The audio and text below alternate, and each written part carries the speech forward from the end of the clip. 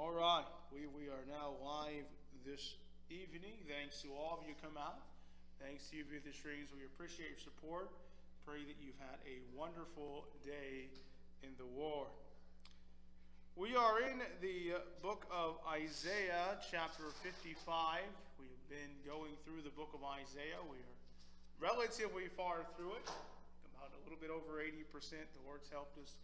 And Lord willing, we're going to continue to do that, but we are trying to put the sermons here around Christmas topics, though we are actually in the book of Isaiah.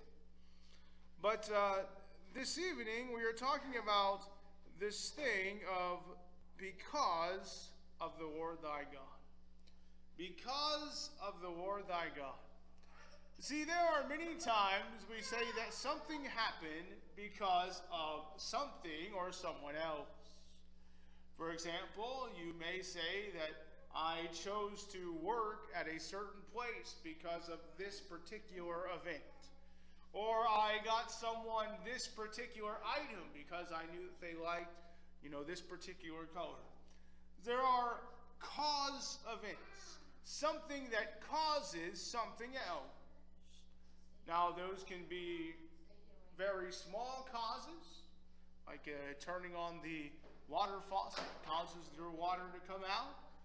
Or there can be a much larger cause. As a man and a woman can get together and because they love each other, they can have a cause of marriage, and often kids come along. There are causes and effects. This is something that you learn in science very early. There are things that cause something else.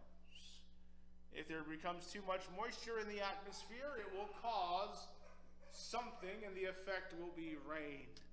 If you put certain items together, it will cause something, and there will be an effect. Those can be negative or positive. You can have a very positive effect where something can create something new and wonderful, or you can have a very negative effect where something is broken or crashed or accident. And so when you hear the word because, you generally have had a cause and an effect. All right, so when we look at verse number 5, it's going to give this word because. And so I'm going to read verse 4 and 5, and then we're going to try to bring these out here so we get the cause and effect. Verse 4 says, "Behold, I have given him for a witness to the people." Now this is referring to David, King David. This morning we read verse 3, and we talked about inclining your ear and listening, and listening for the voice of God, and how that we have to tune out the other things, or we can very easily miss the things that are important. But I've given David for a witness to the people, a leader and a commander to the people. So we find that David was a man after God's own heart. That's what the Bible tells us. He was a leader, he was a commander, he was someone that was all about serving God and doing what he could for the Lord and for the people. And God says he gave him a witness to the people. He said in verse 5, "Behold, thou shalt call a nation thou knowest not, and nations that know not thee shall run unto thee, because," there's that cause, "because of the Lord thy God, and for the Holy One of Israel, for he hath glorified thee." All right, so now we're going to talk about the cause and effect of God in a life. So we're going to look at two causes. The one cause is sin, and the other cause is God and his work through Jesus in our lives. The first cause is one that we all are very familiar with. It's a cause that you don't have to look very far to see. You can see it from the time a little child is very young. And that is this cause of sin that causes us to do things that are outside what God would intend for us to do. It's very interesting. You don't have to teach someone to be bad. They're very good at it. You do have to teach them how to be good, and it can be very difficult to do so. You don't have to teach someone how to lie. All they have to do is get into a little trouble, and they're willing many times to do something to get out of trouble, or perhaps to make a little money. You know, there are a lot of scandals that happen in our society. Just about every day you hear about some person that's involved in some kind of extortion or bribe or some kind of betting scandal. And you know, most of the time, it wasn't that they really intended for it to ever get to that point. It was simply that they began down a road and found themselves in worse problems than they ever thought.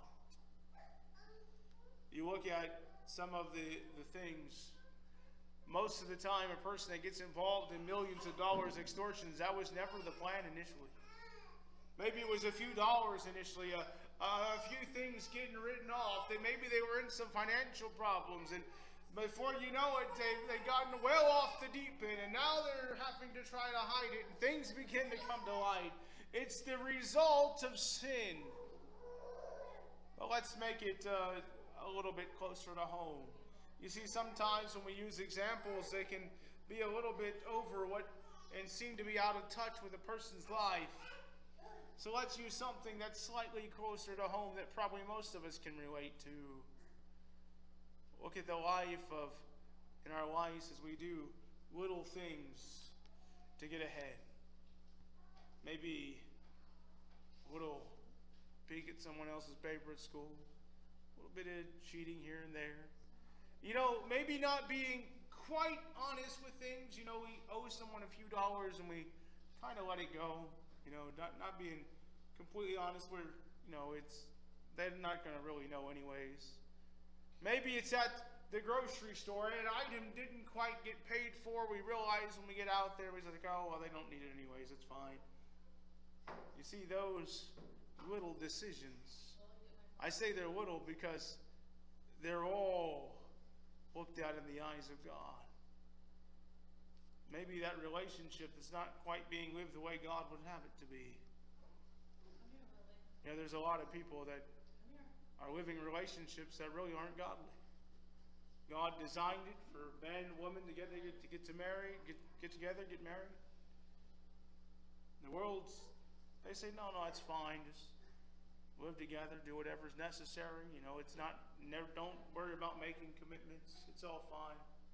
You got to test things out, make it sure it's going to work. I've heard that so many times. Excuse relationships that aren't right. Many churches allowing, you know, same-sex relationships, even though the Bible is very clear on the subject. You see, it's letting those little things in. You know what's happened in America? We've let a lot of little things in. And we've let a lot of little things into the church. And all of a sudden, the church begins to look a whole lot like the world. Until there's no difference. Let me tell you what the cause and effect of that is, because this is important. We're talking about cause and effect here. Because we got this word because. The cause of leaving God out of something is allowing it to be ran by the devil. Now, I've said this many times, but it's very true. If you take God out of the school, then you will have a school that's ran by the devil. It's that simple. You take God out of politics, you'll have a government that's being ran by the devil. This is just true. You take God out of relationships, and you'll have a relationship where the devil can wreak havoc in it. And we see it over and over and over again. What's happening in our society as we continue to try to take God out of things and give the devil free rein. And then we wonder, did you know how many children there are now that don't have a mom and dad in their lives? Maybe they have one, maybe they have the other. I've spent more time with grandma and grandpa than they have their real mom and dad, and I'm not against grandma and grandpa stepping in when it's needed, but a lot of kids have been raised by their grandma and grandpa or been raised by their aunt and uncle. Some don't even really know where their mom or dad is, and it's very, very common in today's society. It's very rare even for a marriage to even work. You know, thankfully, the Lord's blessed us that next month, the 10th of January, my wife and I will have been married for 15 years. That's almost unheard of in today's world. You look at it, you say, wow, you know why that's happened? Because we've got out of things. I found it very interesting. Every now and then, of course, I like to listen to the Sirius XM station, Radio Classics. Got a lot of old things on it. A lot of them made 1930s, 1940s, 1950s.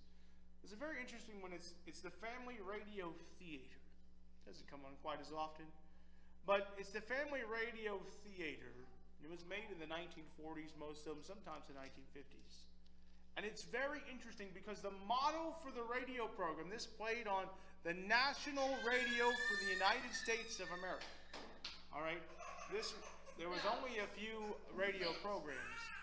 This particular one played on the national radio program, and it was simply this: the family that prays together stays together. That was the main motto of the program. Is the family that stays together, prays together, stays together.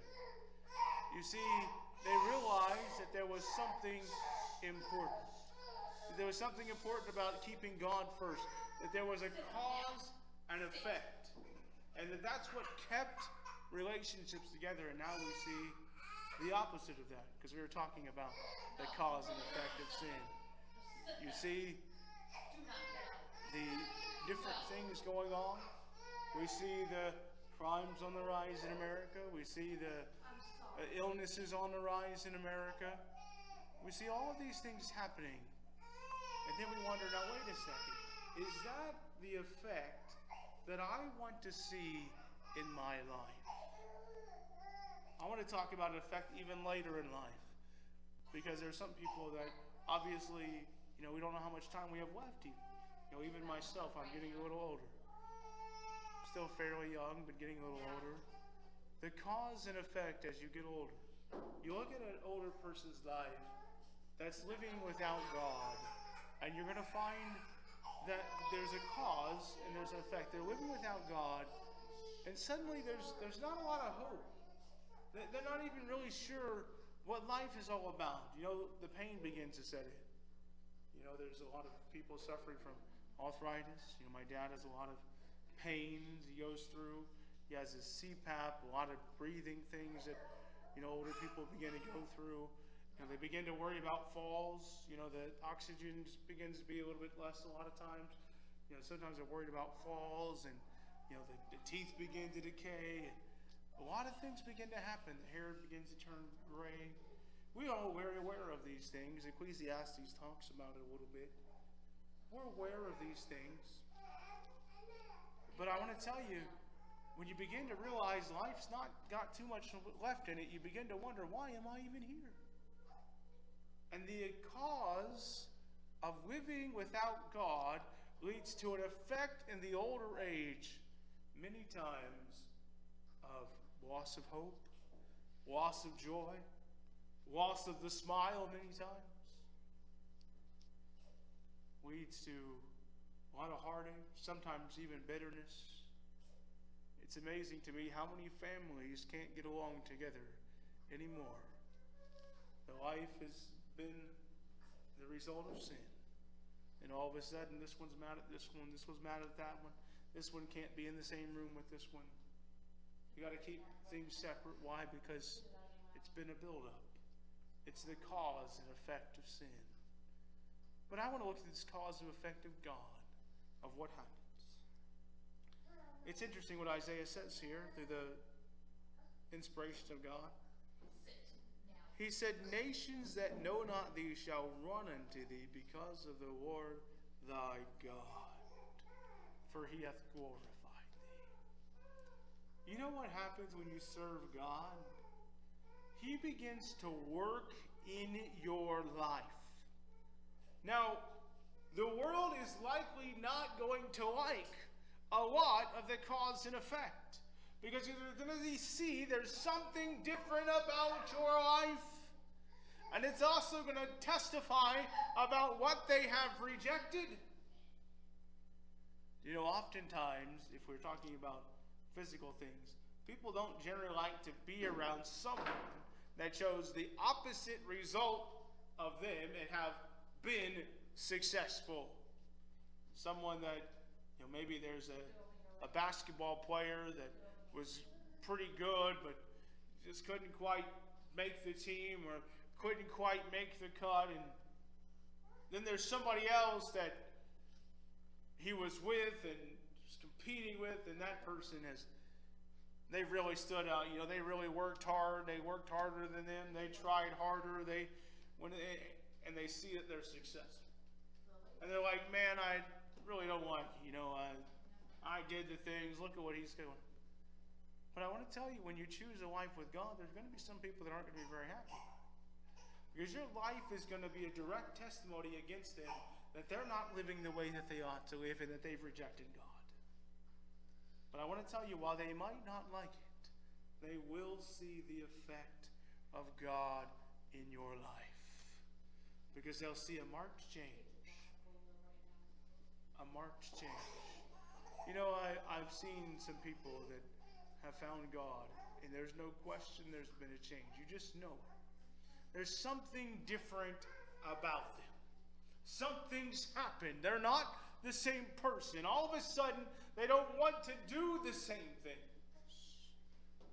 The fellow that once was a heavy drinker, he becomes a Christian, God saves him. All of a sudden, he's not interested in the bars anymore. I remember hearing a story about a man in South Africa that came to the Lord. And it's a very interesting thing. His family was a very prominent family. They often went to dances. They were the ones that put on the dances, and there was a lot of drinking and a lot of cursing and things that went on. This was the thing for the family. They were a big name. Everybody knew who they were. They were the ones that threw all the lavish parties. But one of their sons gave his life to God. He went to a meeting. He heard the message of Jesus, and he changed his life. And he was really a new creation. Old things passed away, and behold, all things became new. And he lived several months for the Lord, and he was reading his Bible and doing things. He changed his life. One day he heard that the evangelist that had been preaching the day that he got saved was going to be in a meeting not too far away.